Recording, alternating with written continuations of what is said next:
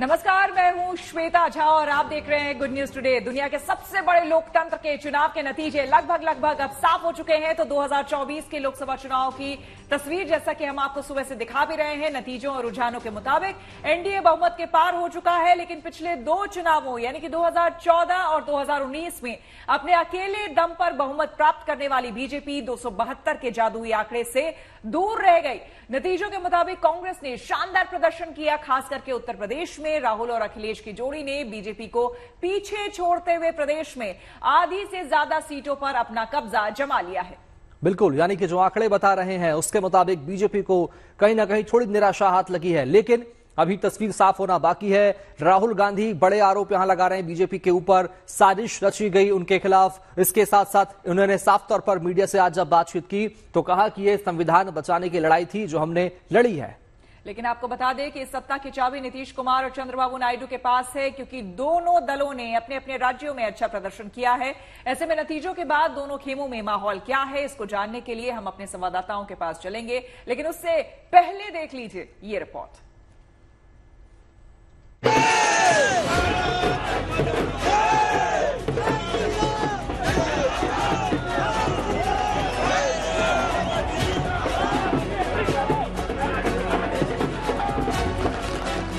2024 के चुनावों का जनादेश सामने आ चुका है। काउंटिंग अभी भी जारी है, लेकिन जो नतीजे और रुझान सामने आए हैं वो चौंकाने वाले हैं। बीजेपी के नेतृत्व वाले एनडीए को बहुमत मिल गया है, लेकिन इंडिया गठबंधन ने भी चुनावों में शानदार प्रदर्शन किया है। नतीजों की खास बात यह है कि 2014 और 2019 में अपने दम पर बहुमत लाने वाली बीजेपी बहुमत से पीछे रह गई है। हालांकि एनडीए गठबंधन को पूर्ण बहुमत मिल गया है, लेकिन बीजेपी को कई राज्यों में बड़ा झटका लगा है। वहीं दूसरी तरफ विपक्षी इंडिया गठबंधन ने 200 सीटों के आंकड़ों को पार कर लिया है। कहते हैं कि दिल्ली की सत्ता का रास्ता उत्तर प्रदेश की ओर से होकर जाता है और उत्तर प्रदेश के आंकड़ों ने सबको चौंका दिया है। यहाँ पर अखिलेश यादव और राहुल गांधी की जोड़ी ने कमाल कर दिया है। यहाँ कांग्रेस और समाजवादी पार्टी के गठबंधन ने शानदार प्रदर्शन करते हुए सफलता के झंडे गाड़ दिए हैं। इस सफलता के बाद समाजवादी पार्टी के समर्थकों में जश्न का माहौल है। प्रदेश की 80 सीटों में से करीब आधे पर गठबंधन का डंका बज रहा है। यूपी की जनता से मैं कहना चाहता हूं, आपसे ज्यादा पॉलिटिकल विजडम, मतलब आपने कमाल करके दिखा दिया यूपी की जनता ने। हिंदुस्तान की राजनीति समझकर, कॉन्स्टिट्यूशन पर खतरा समझकर उत्तर प्रदेश ने कॉन्स्टिट्यूशन की रक्षा की है। और मैं सब स्टेट्स का धन्यवाद करना चाहता हूं, मगर उत्तर प्रदेश को मैं स्पेशल कहना चाहता हूं, आपने कांग्रेस पार्टी का, इंडिया गठबंधन का समर्थन किया। बहुत बहुत धन्यवाद। 2019 में अर्धशतक के करीब सिमट जाने वाली कांग्रेस को 2024 में संजीवनी मिली है और पार्टी अपने शतक के करीब है। कांग्रेस अपने प्रदर्शन से गदगद है। बीजेपी को यूपी के अलावा पश्चिम बंगाल, हरियाणा, महाराष्ट्र और राजस्थान में बड़ा झटका लगा है और यहां पार्टी की सीटें पहले के मुकाबले कम हुई हैं। हालांकि कुछ राज्यों में बीजेपी ने क्लीन स्वीप किया है।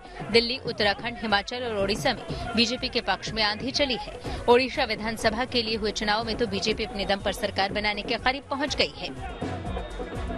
पूरे देश में हमारी एनडीए को क्लियर मेजॉरिटी मिल रही है। अभी उसमें भी बहुत सारी सीटें जुड़ेंगी। आप सब लोगों को बहुत धन्यवाद है। गाली देने वाले चढ़ गए,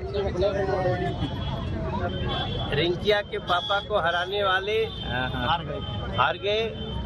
बेटी का पिता जीत रहा है, बेटियों का पिता जीतना भी चाहिए। एनडीए के सहयोगी बिहार के मुख्यमंत्री नीतीश कुमार और तेलुगु देशम पार्टी के चंद्रबाबू नायडू किंग मेकर बनकर उभरे हैं। दोनों ने अपने अपने प्रदेशों में अच्छा प्रदर्शन किया है और उनकी बदौलत ही एनडीए बहुमत के आंकड़ों को आसानी से पार कर रही है। नीतीश कुमार जी कल प्रधानमंत्री से मिलकर के पटना लौटे हैं। हम अपने पुराने स्टैंड पर कायम हैं। हम जनता दल यूनाइटेड नीतीश कुमार जी के नेतृत्व में पुनः एक बार एनडीए में अपनी आस्था का इजहार करता है और हम एनडीए में ही बने रहेंगे। मैं किसी भी प्रकार की इस तरह की वार्ता को सिरे से खारिज करता हूं। हम एनडीए में हैं और एनडीए में बने रहेंगे। चुनाव के नतीजे बता रहे हैं कि बीजेपी को उनकी उम्मीदों के मुताबिक सीटें नहीं मिली हैं, लेकिन इसके बाद भी बीजेपी के नेतृत्व वाला एनडीए बहुमत से पार हो चुका है और उन्हें सरकार बनाने में किसी तरह की मुश्किल नहीं आने वाली है। Bureau report, good news today. तो देखिए, अब चुकी तस्वीर लगभग साफ हो चुकी है, इसलिए जश्न की तस्वीरें भी आ रही है, पॉलिटिकल पार्टीज के रिएक्शंस आ रहे हैं। हमारे 3 संवाददाता हमारे साथ जुड़ गए हैं। मनीष चौरसिया हमारे साथ दिल्ली से जुड़ गए हैं, साथ ही साथ शिल्पी हमारे साथ लगातार बनी हुई है लखनऊ से, और धर्मेंद्र बने हुए हैं हमारे साथ मुंबई से। शिल्पी, सीधे आपके पास आते हुए, सुबह से हम देख रहे हैं आकलन चल रहा था और अटकलों का दौर जारी था, लेकिन अब तस्वीर बिल्कुल लगभग साफ होती हुई नजर आ गई है। और एक बार फिर, हालांकि ये कॉन्ट्राडिक्टरी है, लेकिन अभी से थोड़ी देर पहले राहुल गांधी ने बयान दिया और उत्तर प्रदेश की जनता का धन्यवाद दिया, ये कहते हुए कि मैं कहना चाहूंगा उत्तर प्रदेश की जनता को कि पॉलिटिकल समझ जो है उनमें ज्यादा है। अगर थोड़ा पीछे जाए 2019 में वायनाड की जनता को शायद यही कह रहे थे वो।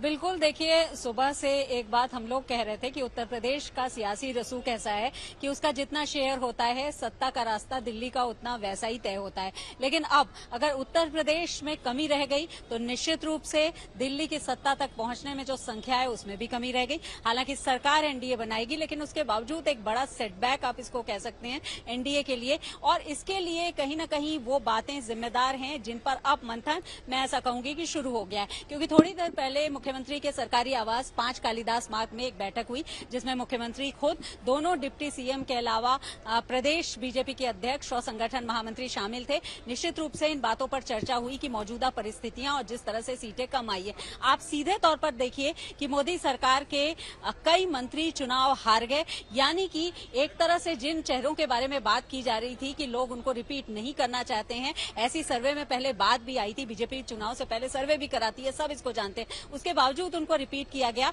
और कहीं ना कहीं वो मोदी लहर के भरोसे ही रहे। बिल्कुल, मोदी लहर के भरोसे रहे शिल्पी, और चुनाव हार गए, बड़ा नुकसान यहाँ एनडीए को इसे देखा जा रहा है। लेकिन उत्तर प्रदेश की बात तो हर कोई कर रहा है, लेकिन जरा पंजाब में किस तरह की तस्वीर है, पंजाब में कैसा जश्न है और वहां की जश्न की तस्वीरें क्या कहती है, जानते हैं। ललित, किस तरह की तस्वीर है पंजाब में, क्या उत्साह कार्यकर्ताओं का, कांग्रेस कहां, बीजेपी कहां, आम आदमी पार्टी कहां?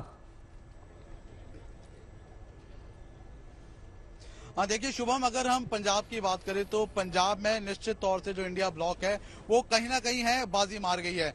बीजेपी का वहां पर कमल नहीं खिल पाया है। 7 सीटों पर कांग्रेस काबिज हुई है, जबकि 3 सीटों पर आम आदमी पार्टी काबिज हुई है। 1 सीट पर अकाली दल और 2 सीटों पर इंडिपेंडेंट जो प्रत्याशी है वो जीते हैं। लेकिन सबसे ज्यादा दिलचस्प मुकाबला अभी फिलहाल शुभम चंडीगढ़ सीट पे देखने को मिल रहा है, क्योंकि अभी भी जो पेच फंसा हुआ है चंडीगढ़ सीट को लेकर, मनीष तिवारी और संजय टंडन है वो काउंटिंग सेंटर्स के अंदर है। फिलहाल आप देख सकते हैं कड़ी सुरक्षा के बीच फिलहाल यहाँ पर काउंटिंग अभी भी लगातार चल रही है। उसके साथ साथ आपको बता दें कि बाहर जो रोड है वहां पर प्रॉपर बैरिकेडिंग की गई है, जिससे किसी भी तरह से लॉ एंड ऑर्डर की सिचुएशन खराब ना हो। 13th राउंड तक जो सिचुएशन है वो बिल्कुल मनीष तिवारी के बिल्कुल फेवर में थी, क्योंकि 13वें राउंड तक संजय टंडन है वो अपने आवास पर ही थे। 14वें राउंड में जब वो यहाँ पर पहुंचे तो उसके बाद उन्होंने ऑब्जेक्शन रेज किया और फिलहाल अभी तक जो ऑब्जेक्शन रेज किया उसको एमिकेबली सॉल्व करने, उन्हें रिजॉल्व करने की कोशिश है वो की जा रही है। शुभम, एक बार मैं आपको जो कांग्रेसी जो सोशल मीडिया के हेड है उनके पास ले चलता हूँ। फिलहाल अंदर क्या स्थिति है, आपके पास क्या जानकारी मिल रही है? जहां तक हमें पता है, हमारे लीडर श्री एच.एस. लक्की जी ने बोला है कि जो कुछ ऑब्जेक्शंस उन्होंने रेज करी हैं उनका एक किस्म से रिजॉल्विंग मैटर हो रहा है। So let us wait. हम एक कांग्रेस पार्टी के सच्चे वर्कर की तरह यहाँ पर 8 बजे, 10 बजे, 12 बजे अगर बैठना पड़ जाए हम यहीं बैठेंगे, पर सर्टिफिकेट लेके जाएंगे। एक सवाल बार बार उठ रहा है, क्योंकि कांग्रेसी वर्कर्स के पास, हम अभी कांग्रेस ऑफिस में थे, वो कह रहे हैं कि जैसा नगर निगम चुनाव में हुआ था उसी तरह की कोई आशंका आप जता रहे हैं क्या? डेफिनेटली हर कांग्रेस के वर्करों के मन में ये आशंका तो आ रही है, पर इसका अगर वो रिजॉल्व अच्छी तरह अंदर से इंफॉर्मेशन पास करके कर सकते हैं तो कर सकते हैं, पर फिर भी हम वेट करेंगे। अगर हमारे नेता 5,000 किलोमीटर चल के कन्याकुमारी से श्रीनगर जा सकते हैं तो हम यहाँ पर अगले 10 घंटे तक भी इंतजार कर। चलिए, तो वहां पर इंतजार करने को लोग तैयार है वहां पर कांग्रेस कार्यकर्ता ललित, और जाहिर सी बात है इसके पीछे की बड़ी वजह है वो आंकड़े जो कि लगातार सामने आ रहे थे और इंडिया ब्लॉक को इतनी बड़ी एक तरह से कह लीजिए बढ़त मिलना। आपको सीधे लिए चलते हैं हम दिल्ली, जहां पर हमारे संवाददाता मनीष चौरसिया हमारे साथ जुड़े हुए हैं। मनीष, देखिए वक्त नजदीक आता जा रहा है, प्रधानमंत्री 7 साढ़े 7 बजे के आसपास यहां पर आने वाले हैं। इस वक्त क्या कुछ नजारा, क्या तस्वीरें दिखाएं? देखिए, इस वक्त हम लोग दिल्ली के बीजेपी हेडक्वार्टर एक्सटेंशन में है, यानी कि एक नया हेडक्वार्टर बन रहा है और यहीं पर मोदी जी को आना है। हम इस वक्त मौजूद हैं उसी हेडक्वार्टर के अंदर, उसी स्टेज के सामने आपको दिखाया अगर जहां पर मोदी जी आएंगे, लोगों से बात करेंगे। और इसी एक छोटे से एरिया में मीडिया को रिस्ट्रिक्ट कर दिया गया है, अब हमारे आसपास पब्लिक नहीं है, लेकिन तस्वीरों में आपको दिखा रहा हूँ। और खासकर ये जो स्क्रीन लगाई गई है, इस स्क्रीन के जरिए आपको तैयारी दिखा रहा हूँ कि कैसे एक पूरा कॉरिडोर तैयार किया गया है। उस कॉरिडोर पर रेड कारपेट बिछाया गया है, जहां से मोदी जी होते हुए इस स्टेज तक पहुंचेंगे। तमाम जनता जरूर पीछे मौजूद है, लेकिन फिलहाल उन तक पहुंचना हमारे लिए थोड़ा मुश्किल है, लेकिन तस्वीरें और तैयारी यहां पर पूरी तरह से दिखाई पड़ रही है। बस कुछ ही वक्त रह गया है जब यहां पर नरेंद्र मोदी पहुंचेंगे और अपनी जनता से मुखातिब होंगे, अपने कार्यकर्ताओं। वैसे कार्यक्रम क्या रहने वाला है मनीष, जरा ये बताइए कि पिछली बार हमने देखा था वो किस तरह से आए थे प्रधानमंत्री नरेंद्र मोदी, उनके साथ अमित शाह थे, पुष्प वर्षा, फूलों की वर्षा उनके ऊपर की गई थी। तो आज क्या कुछ रहने वाला है, क्या कार्यक्रम के बारे में कुछ पता चल पाया है कि वो लोग अब, क्योंकि देखिए अब 7:15 हो चुके हैं ऑलरेडी, 7:17 हो रहे हैं, ऐसे में और कितनी देर है उन्हें यहाँ आने में, और आने के बाद का किस तरह का कार्यक्रम रहेगा? मैं आपको स्क्रीन के जरिए वो पूरा कॉरिडोर दिखा रहा हूँ, उन कॉरिडोर में ही तैयारियां आपको दिख जाएंगी। 8 बजे का वक्त है, 7:15 लगभग हो चुका है, और जैसे ही वो कॉरिडोर में आएंगे, आप देखिए जगह जगह पर फूल रखे गए हैं और फूलों की मालाएं रखी गई हैं। जैसे ही वो कॉरिडोर से आएंगे, वहां से फूलों की बारिश की जाएगी और स्टेज पर आने के बाद कुछ देर जो दूसरे सीनियर लीडर्स हैं उनका भाषण होगा, उनकी बातचीत होगी। उसके बाद से फिर सीधे प्रधानमंत्री संबोधित करेंगे अपने कार्यकर्ताओं को और देश की जनता को।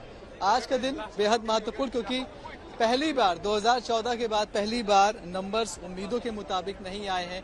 तो यहाँ से कार्यकर्ताओं में नई ऊर्जा भरने के लिए क्या कुछ वो कहने वाले हैं, ये बेहद देखने वाली बात होगी। उसके लिए जनता तैयार है, स्टेज तैयार है, मंच तैयार है, कॉरिडोर पर रेड कारपेट बिछा दिया गया है। इंतजार अब सब बस नरेंद्र मोदी जी का कर रहे हैं, कब वो यहाँ पहुंचेंगे। उनकी पहली झलक, उनके चेहरे का तेज आज देखने लायक होगा। क्या वही तेज, वही ओज उनके चेहरे पर? बिल्कुल आएंगे आपके पास, तस्वीरें भी देखेंगे क्योंकि बेहद खूबसूरत तस्वीरें वहां से आ रही है जश्न की। लेकिन उससे पहले यहाँ स्टूडियो में देखिए अब जो है माहौल थोड़ा सा गर्म भी हो गया है, और यहाँ पर समझने वाली बात है कि नीतीश कुमार जी को फोन गया है प्रधानमंत्री का। पता चला है कि शायद जो दूसरा खेमा है वो भी फोन कर रहा है, इंडिया गठबंधन का खेमा।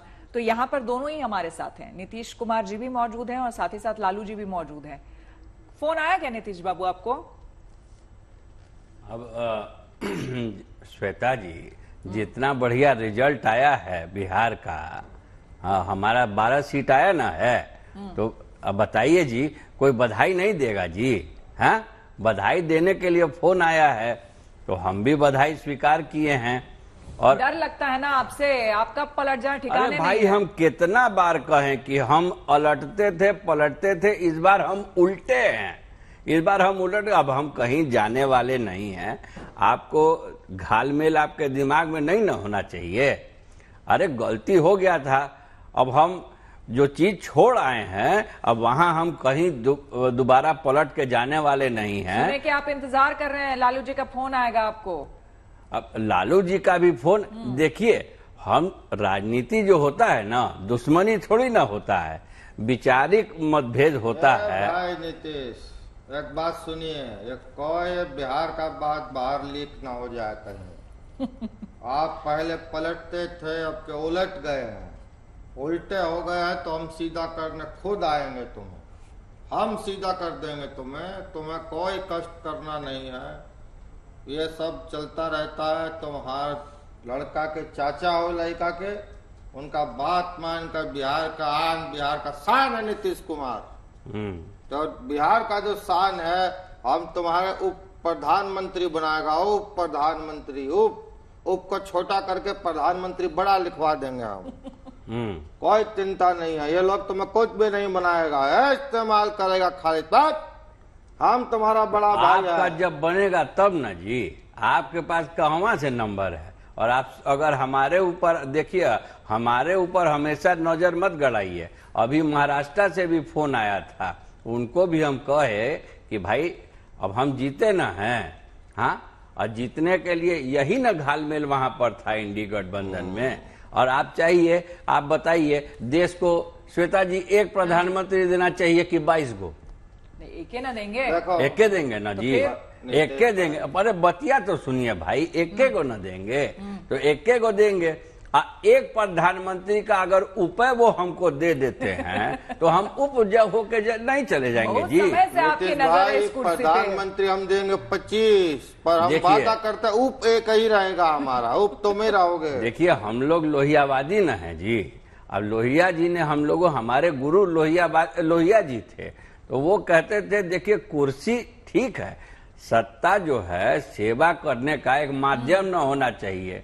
अब माध्यम है, बिहार में तो हम करे न रहे हैं जी। क्या है ना, जब तक अब सरकार नहीं बन जाती है ना पूरी तरह से, अब चाहे एनडीए की बने, अब देखो किसकी बनती है, आपके ऊपर ना पूरी तरह से हम विश्वास, कोई नहीं विश्वास कर सकता है। हाँ जी, इनको हमारे पास आना पड़ेगा, हमारे पास इसके अलावा कोई चारा नहीं है। आप ऑलरेडी इतना चारा लेकर के बैठे हुए हैं, और कितना चारा लेंगे? चलिए आपके पास हमारा भाईचारा है, भाईचारा। आते हैं आपके पास। चलते हैं पहले मुंबई में देखते हैं तस्वीरें क्या है। धर्मेंद्र हमारे संवाददाता लगातार हमारे साथ बने हुए हैं, सुबह से तस्वीरें दिखा रहे थे, बता रहे थे। धर्मेंद्र, अब वहां पर क्या कुछ चल रहा है, तस्वीरें भी जरा दिखाइए।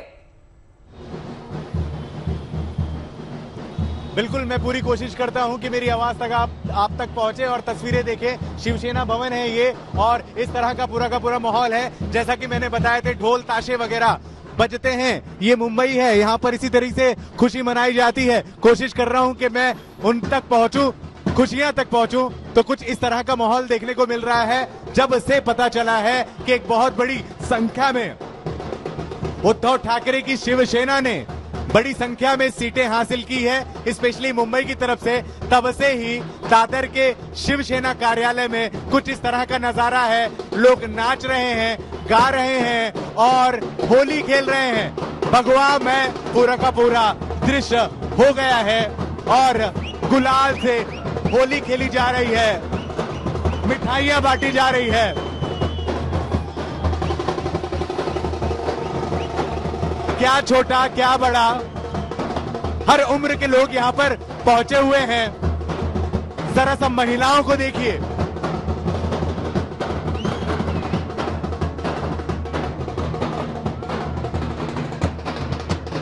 तो कुछ इस तरह का माहौल, जी हां, कुछ इस तरह का माहौल यहां पर फिलहाल देखने को मिल रहा है। सिर्फ इतना ही नहीं है, ये एक ऐसा ठिकाना है जहां पर बीचों बीच शिवसेना भवन है और कम से कम 4 से 5 रथ बनाए गए हैं, जिस पर कार्यकर्ता, पदाधिकारी और जो जीते हुए कैंडिडेट हैं वो लोग खड़े हो रहे हैं अपने लोगों के साथ और गोल गोल इस पूरे गोल मैदान का भ्रमण कर रहे हैं। एक बड़ी संख्या में कार्यकर्ताओं के साथ अपने अपने तरीके से खुशी जाहिर कर रहे हैं। ऐसा हो भी क्यों ना, क्योंकि आस बेहद कम थी। मन में लोगों ने सोच रखा था, यानी उद्धव ठाकरे के शिव सैनिकों ने ये सोच रखा था कि पता नहीं जीत आएगी या नहीं आएगी, लेकिन सुबह से ही जिस तरह से एक के बाद एक सीटें आने लगी, खुशी का माहौल है। डबल खुशी का माहौल इस वजह से भी है क्योंकि जो बातें आ रही सामने, उसके हिसाब से शिवसेना को हेड करने वाले, जिनका अब चिन्ह मशाल हो गया है, उद्धव ठाकरे भी यहाँ पर आने वाले हैं और पत्रकारों की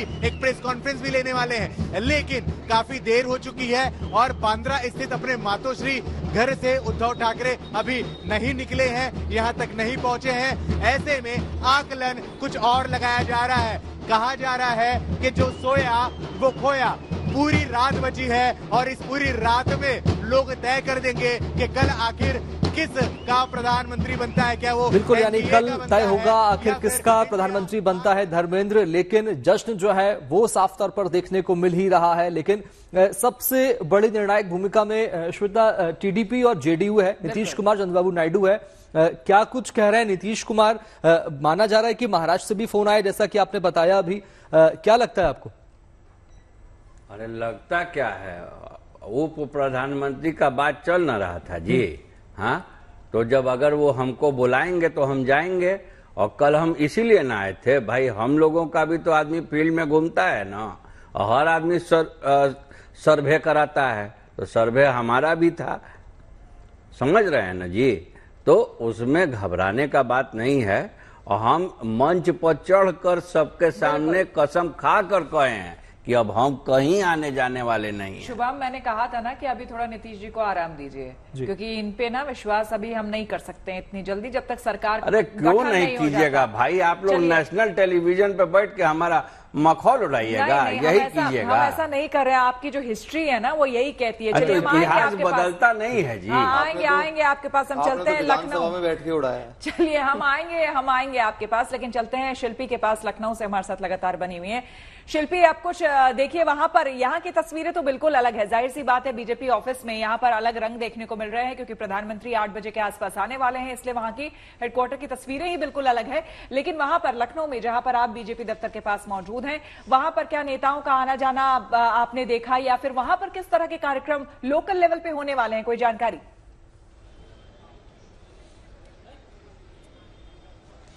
देखिए, जिस तरह से उम्मीद थी यूपी बीजेपी को, वैसा रिजल्ट नहीं आया है, जाहिर सी बात है। अब ऐसे में मंथन का समय है, तो मुख्यमंत्री के सरकारी आवास पर एक मीटिंग हो चुकी है कोर कमेटी की। अब अभी थोड़ी देर पहले यूपी बीजेपी के अध्यक्ष भूपेन्द्र चौधरी यहां आए हैं, उनके साथ स्वतंत्र देव सिंह भी आए हैं, एक दो पार्टी के और वरिष्ठ नेता भी आए हैं। लेकिन कार्यकर्ता इस बीच यहाँ पर कुछ हैं, लेकिन वो कार्यकर्ता ऐसे हैं कि उनमें कोई फिलहाल उत्साह नहीं दिखाई पड़ रहा है। भले ही सरकार बन रही है, लेकिन यूपी की जो भूमिका थी वो कहीं ना कहीं कमजोर हुई है, और यूपी का जो सियासी रसूख था, जिसको देखते हुए हमेशा उत्साह रहता था, और ये कहा जाता था कि यूपी अगर जीती तो देश जीता, और अगर यूपी से कमजोर हुए तो देश में भी, यानी दिल्ली। और इस बीच शिल्पी आगे आपके पास में एक बड़ी खबर सामने आ रही है। चुनाव परिणामों के बीच पीएम मोदी का ट्वीट सामने आया, पहला ट्वीट। चुनाव के परिणामों के बीच पीएम मोदी का यह पहला ट्वीट लिखा, भारत के इतिहास में ये अभूतपूर्व पल है। ये बात लिख रहे हैं प्रधानमंत्री ट्विटर पर, एक्स पर। उन्होंने लिखा, देश की जनता ने एनडीए पर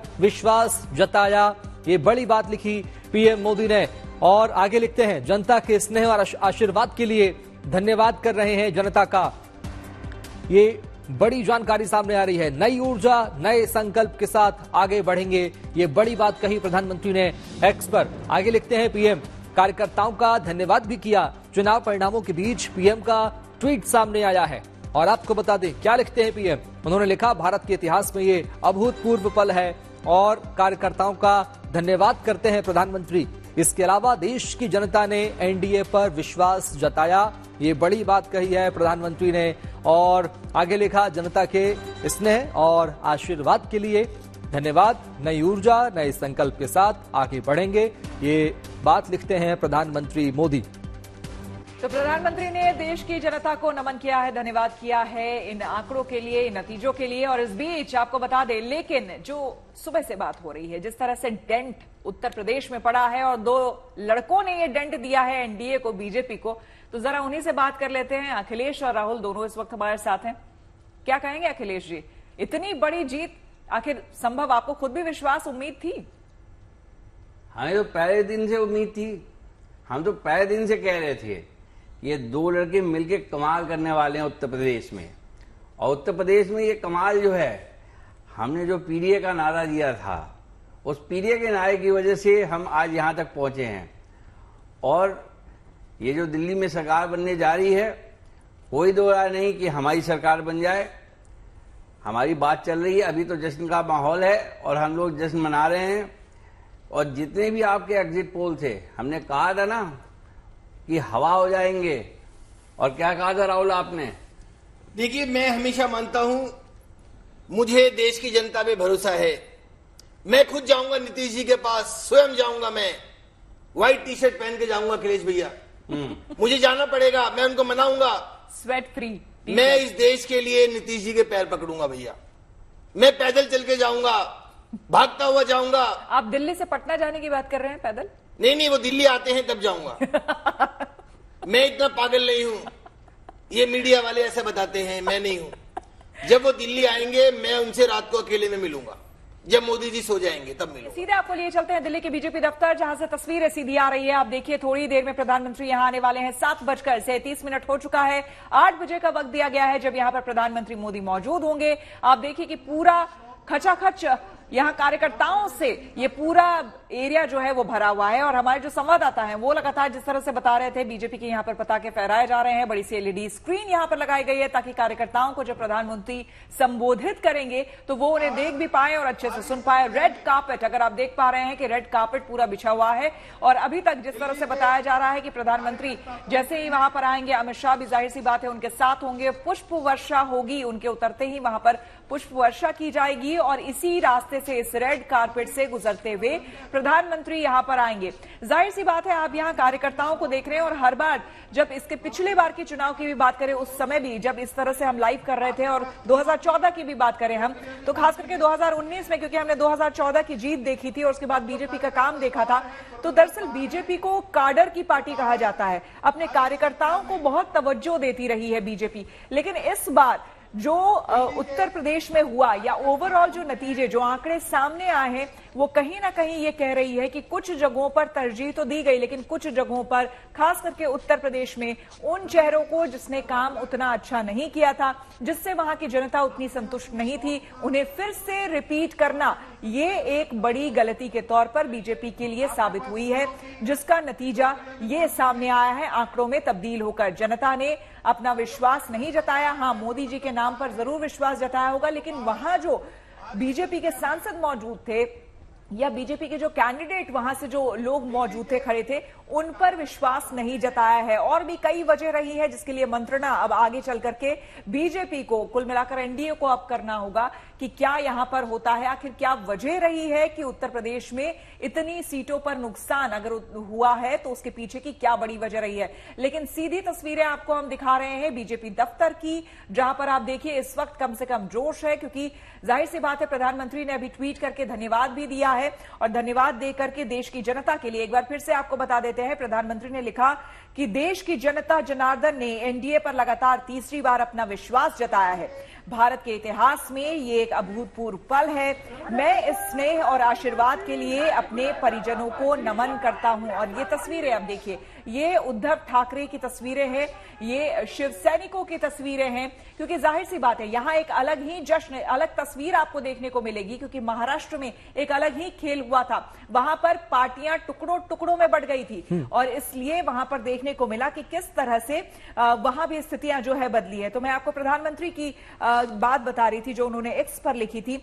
उन्होंने आगे लिखा है कि भारत के इतिहास में ये एक अभूतपूर्व पल है। मैं स्नेह और आशीर्वाद के लिए अपने परिजनों, परिवार वालों को नमन करता हूं। मैं देशवासियों को विश्वास दिलाता हूं कि उनकी आकांक्षाओं को पूरा करने के लिए हम नई ऊर्जा, नई उमंग, नए संकल्पों के साथ आगे बढ़ेंगे। सभी कार्यकर्ताओं ने जिस समर्पण भाव से अथक मेहनत की है, मैं इसके लिए उनका हृदय से आभार व्यक्त करता हूं, अभिनंदन करता हूं। तो ये प्रधानमंत्री ने ट्वीट करके कहा। तो हम एक बार फिर से आएंगे यहां पर और दफ्तर भी हम दिखाएंगे, बीजेपी दफ्तर की तस्वीरें भी दिखाएंगे, लेकिन उससे पहले एक बार फिर आपको लिए चलते हैं हम धर्मेंद्र के पास, जो इस वक्त मुंबई से हमारे साथ बने हुए हैं। धर्मेंद्र, जो इससे पहले भी सुबह से हमने बात की कि महाराष्ट्र की राजनीति में देखिए टुकड़े टुकड़े में वहां पर कई पार्टियां हो गई, एनसीपी दो धड़े में बढ़ गई, शरद पवार अलग, अजीत पवार अलग। शिवसेना की बात करें तो शिवसेना, उद्धव ठाकरे अलग हो गई, शिंदे गुट अलग हो गया, पार्टी सिंबल बदल गया, तो कई तरह की चीजें हो गई। और उसके बाद फिर अलायंस अलग अलग, बीजेपी के साथ अलग अलायंस हुआ और बाकी फिर इंडिया गठबंधन अलग वहां पर बना। तो ये जो चुनाव है कई मायनों में ये विश्लेषण का भी चुनाव है और जो नतीजे आए हैं कहीं ना कहीं उस पर इसका इम्पैक्ट दिख रहा है।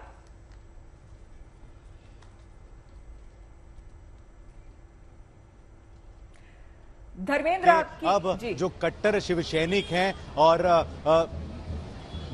और जो कट्टर एनसीपी के कार्यकर्ता हैं वो अपने अपने दलों के नेता के पास पहुंच चुके हैं, अपना प्यार दिखा रहे हैं, समर्थन दिखा रहे हैं। अब जबकि सारी चीजें क्लियर हो चुकी है कि कौन जीत गया है, कौन हार गया है, तो सबसे अहम इस समय उद्धव ठाकरे यानी शिवसेना, उद्धव ठाकरे की शिवसेना के लिए यह महत्वपूर्ण होगा कि उनका ही प्रधानमंत्री बने, यानी कि राहुल गांधी बने। तो अभी तक जो आकलन था, जो खबरें थी हमारे पास कि यहां शिवसेना भवन में आएंगे और पत्रकार परिषद लेंगे, प्रेस कॉन्फ्रेंस लेंगे, लेकिन अब ऐसा लग रहा है कि वो यहां नहीं आएंगे और हो सकता है कि सीधे सीधे रातों रात जो है दिल्ली के लिए प्लान कर दें, क्योंकि शरद पवार खुद भी इस समय दिल्ली में हैं और चाणक्य नीति के लिए जाने जाते हैं। अगर टीएमसी यानी ममता बनर्जी की टीएमसी को तोड़ सकते हैं, उनकी कुछ सीटें अगर ये ले सकते हैं और साथ ही साथ नीतीश कुमार को तोड़ सकते हैं, उनसे कुछ सीटें ले सकते हैं, तो हो सकता है कि सुबह जो है वो सरप्राइज मिले हर किसी को।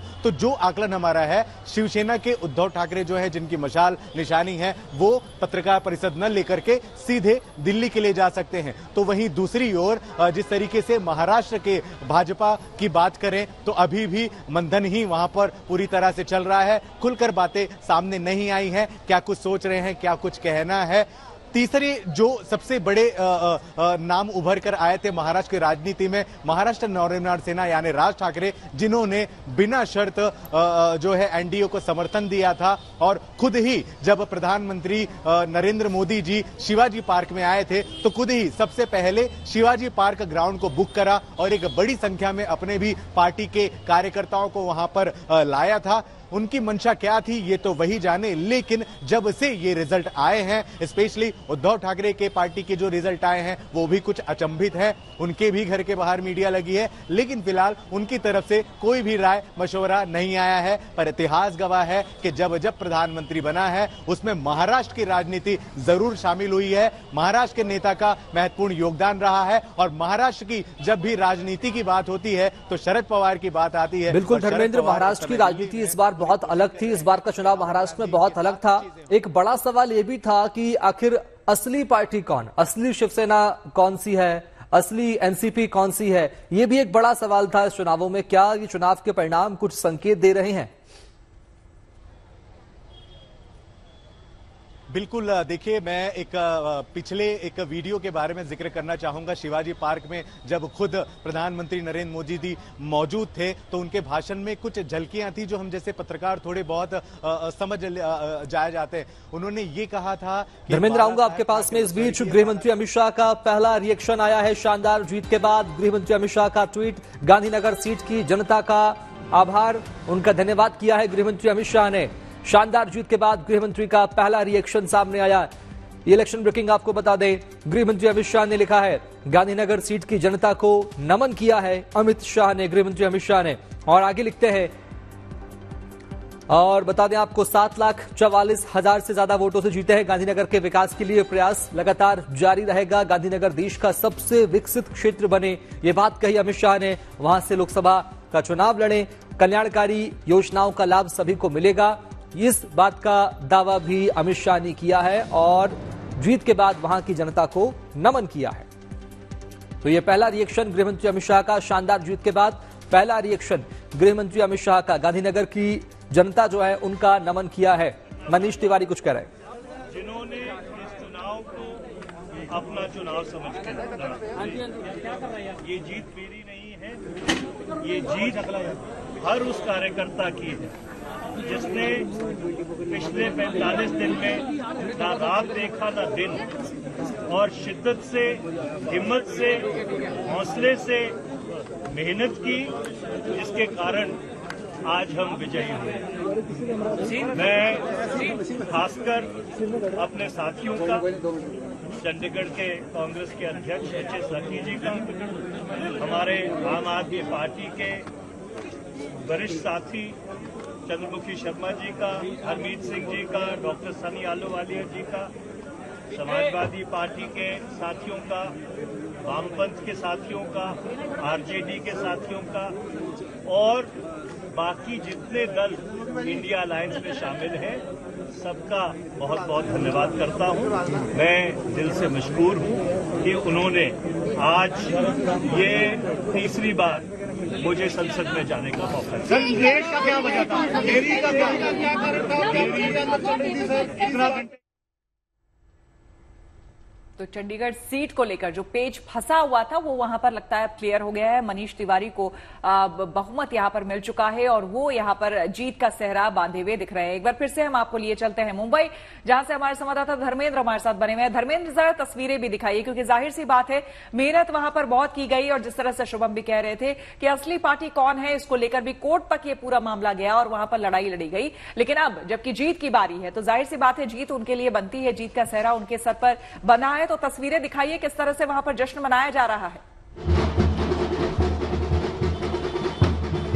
बिल्कुल, देखिए, जब भी कोई बड़ा पदाधिकारी शिवसेना यानी उद्धव ठाकरे वाली शिवसेना का आता है तो कुछ इस तरह से ढोल ताशे बजाए जाते हैं।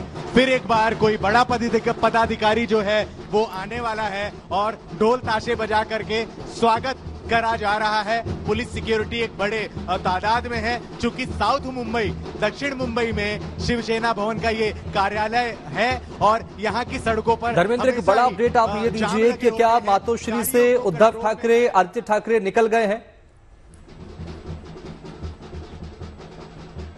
देखिए, जो खबरें हमारे पास आ रही हैं कि 10 मिनट में निकलेंगे, 15 मिनट में निकलेंगे और अब जो यहाँ के लोगों में जोश दिख रहा है, ऐसा मालूम पड़ रहा है। जिस तरीके से पुलिस की सुरक्षा बढ़ा दी गई है, एक बड़ी संख्या में पुलिस आ चुकी है। लग रहा है कि कुछ देर में ही उद्धव ठाकरे, आदित्य ठाकरे और अपने कुछ घनिष्ठ नेताओं के साथ यहाँ आ सकते हैं और यही समझा जा रहा है कि तैयारी उस चीज के लिए ही है। लेकिन एक दूसरी जो सबसे बड़ी बात है वो ये कही जा रही है कि कुछ तय तमाम करने के बाद ही अपने कार्यकर्ताओं से, अपने जीते हुए सांसदों से और पत्रकारों से उद्धव ठाकरे मिलने वाले हैं। वरना मातोश्री से जो निकलने का उनका समय था वो तकरीबन 2:30-3 बजे के ही था। 4 बजे की प्रेस कॉन्फ्रेंस करेंगे, इस तरह की खबर हमारे पास आई हुई थी, लेकिन अभी तक वो यहाँ नहीं पहुंच पाए हैं। लेकिन जिस तरीके से हलचल मच रही है, हो सकता है कि वे आ जाएं, क्योंकि सड़कें भी अब धीरे धीरे खाली करी जा रही हैं, सुरक्षा भी बड़े लेवल पर तैनात करी जा रही है और जिस तरीके से शिवसैनिकों का खून जो है खौल रहा है खुशी के लिए, उस तरीके से तो ये समझा जा सकता है कि उद्धव ठाकरे बस अब कुछ देर में ही आने वाले हैं। जब तक उद्धव ठाकरे नहीं आ जाते, उन्हें लोग नहीं मिल लेते, तब तक शिवसेना के इस कार्यालय से कोई भी नहीं जा सकता है। आप देख सकते हैं पटाखे जो हैं वो लगने अब शुरू हो चुके हैं, यानी यहाँ पर अब आतिशबाजियां भी करी जाने वाली है और ऐसे में ये समझा जा सकता है कि बस कुछ ही देर में उद्धव ठाकरे जो हैं वो आदित्य ठाकरे के साथ, अपनी पत्नी के साथ, अपने पूरे सह परिवार शिवसेना भवन में आ सकते हैं। आपको मैं शिवसेना भवन की एक झलक भी दिखाना चाहता हूं, तब तक शायद उद्धव जी आ जाए।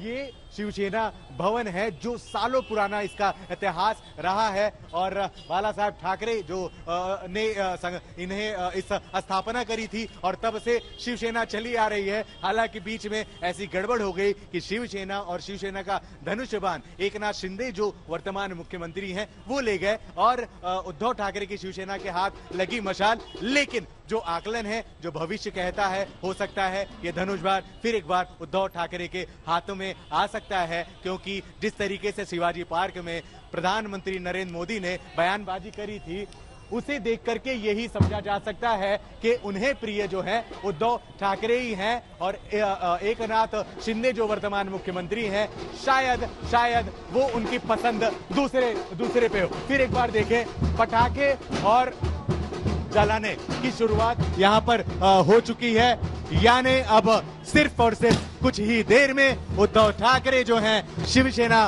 भवन में आएंगे। आना ही पड़ेगा, क्योंकि मुंबई ही नहीं बल्कि महाराष्ट्र के कोने कोने से जो कट्टर शिवसैनिक हैं, जो खुद को मराठी मानुस कहते हैं, जो बाला साहब ठाकरे को इतना प्यार करते हैं कि शिवसेना का विभाजन होने के बावजूद उन्होंने उद्धव ठाकरे का ही साथ देना सही समझा।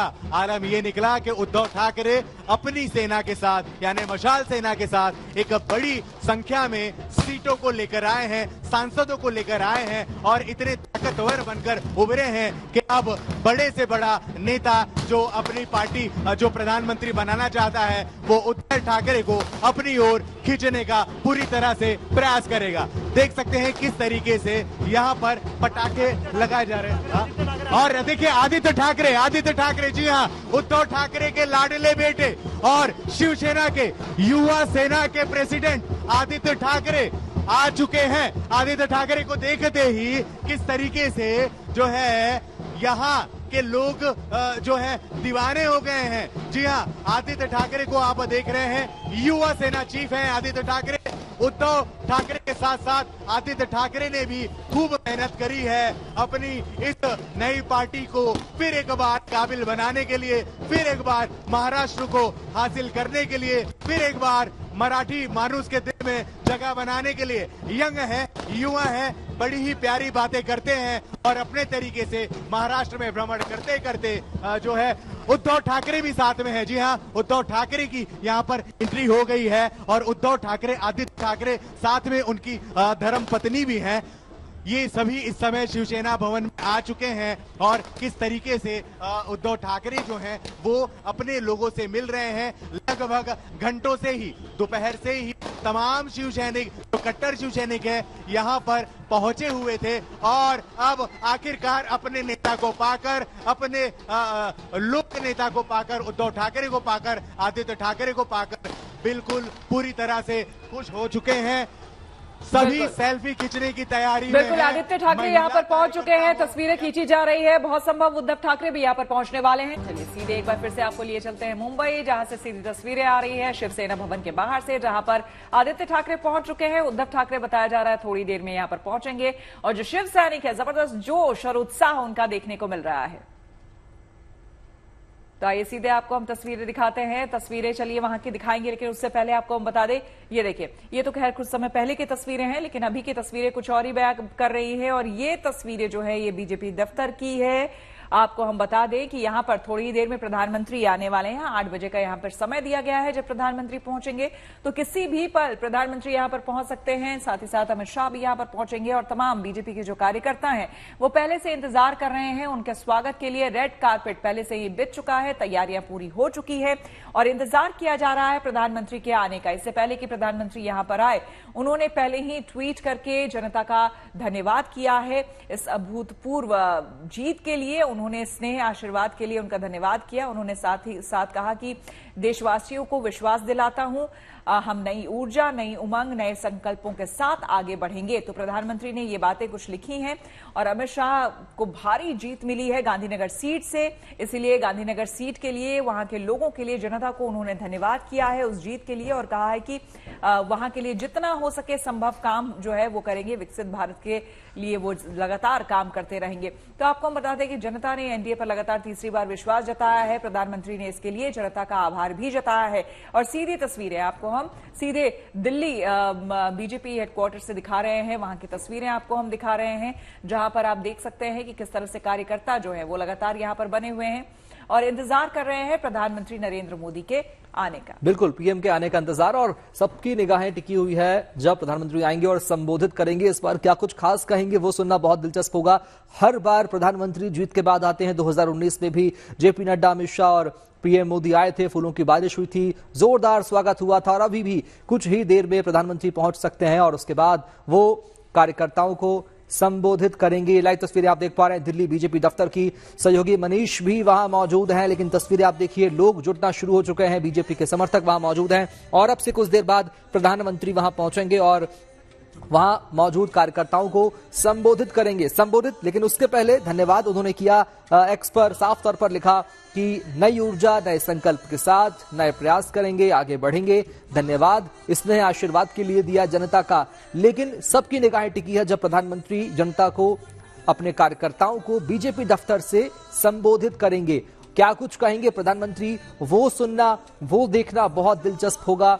कौन सी नई बड़ी बातें प्रधानमंत्री अपने संबोधन में रख सकते हैं, कह सकते हैं, वो भी सुनना बहुत जरूरी होगा। लेकिन इस बार प्रधानमंत्री मोदी जनता को, बीजेपी के कार्यकर्ताओं को, जो वहां पहले से ही मौजूद है, आप तस्वीर देखिए, शाम से ही वहां कार्यकर्ता जुटना शुरू हो गए थे और अब इंतजार कर रहे हैं प्रधानमंत्री के आगमन का, उनके आने का, जिसके बाद प्रधानमंत्री पहुंचेंगे।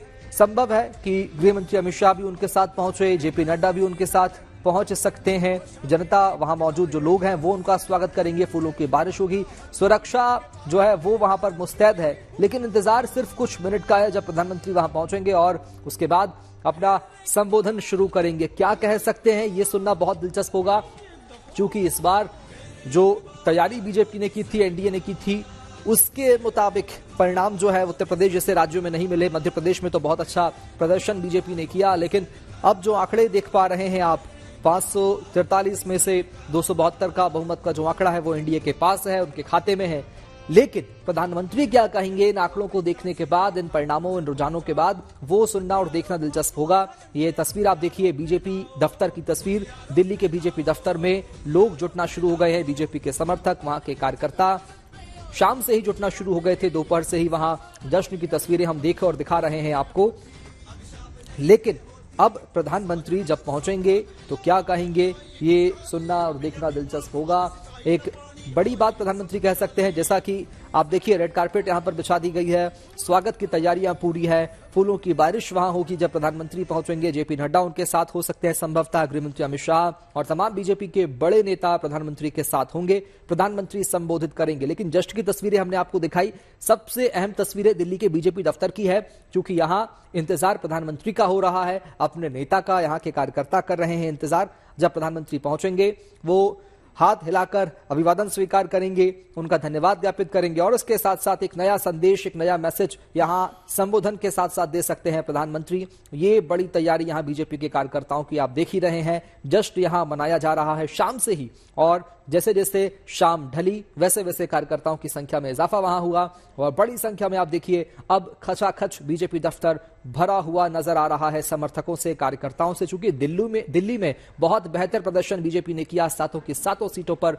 बीजेपी ने परचम लहराया। यहाँ पर शुभम ये कहना भी जरूरी होगा कि जो उम्मीद बीजेपी और अलायंस ने की थी, यानी कि एनडीए गठबंधन ने की थी, वो उस पर खरा खुद नहीं उतर पाई है, क्योंकि 400 प्लस का नारा इस बार जब चुनावी मैदान में बीजेपी उतरी थी तो साफ तौर पर कहना था 400 प्लस लाना है, 400 इस बार, 400 पार, ये उनका नारा था। तो कहीं ना कहीं ऐसा लग रहा है कि अब इन पॉलिटिकल पार्टीज को भी, यानी कि बीजेपी को भी समझना होगा, जनता के मूड को, मिजाज को समझना होगा कि दरअसल जनता क्या चाहती है। कई जगह पर यह कहा गया, जहां पर कम सीटें आई, ये कहा गया कि कहीं ना कहीं ओवर कॉन्फिडेंस जो था इस पार्टी का वो उसे ले डूबा।